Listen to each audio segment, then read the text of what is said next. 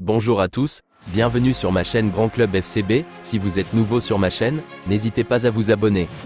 Le FC Barcelone, malgré une meilleure seconde période, a encore déçu hier après-midi sur la pelouse du Rayo Vallecano.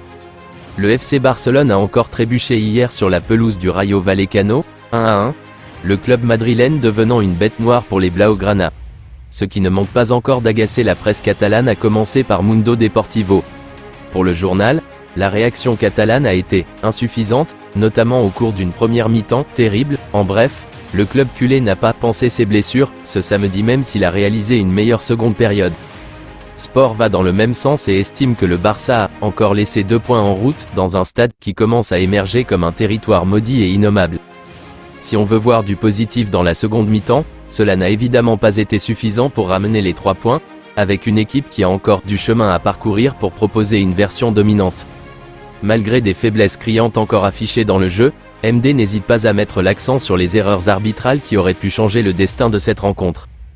Tout d'abord, le champion d'Espagne estime qu'Oscar Valentin était hors-jeu au départ de l'action sur le but d'Unai Lopez. Ensuite, c'est un pénalty sur Robert Lewandowski qui aurait été oublié après un contact avec Florian Lejeune. Enfin, une autre dernière situation litigieuse durant laquelle Pacha Espino semble bien faire faute sur Rafinha n'a pas été sifflée en toute fin de rencontre. Vous direz peut-être que je cherche des excuses, mais c'est un pénalty évident.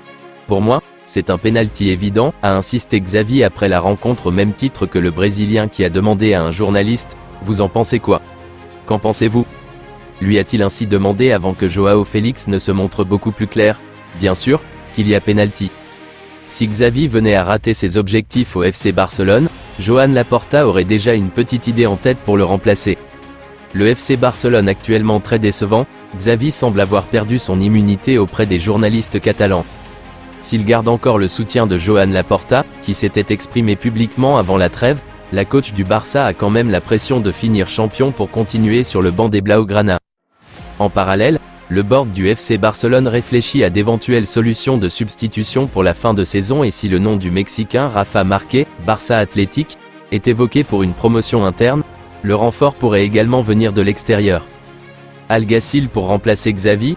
Selon Sport, Laporta et son directeur sportif Deco apprécient aussi beaucoup Imanol Alguacil pour son travail à la tête de la Real Sociedad.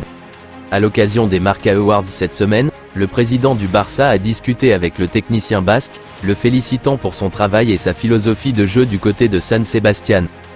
Ces derniers jours, des rumeurs ont fait état d'un intérêt de Galatasaray et d'un possible départ soit en Turquie soit en Arabie Saoudite.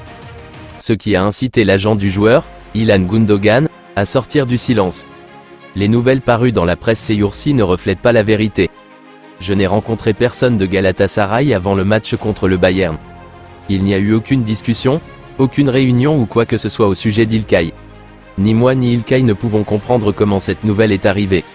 Ilkay est très heureux à Barcelone et se concentre sur ce qu'il veut y accomplir et sur ses objectifs. Je vous remercie d'avoir regardé ma vidéo, n'hésitez pas à vous abonner pour plus de contenu similaire.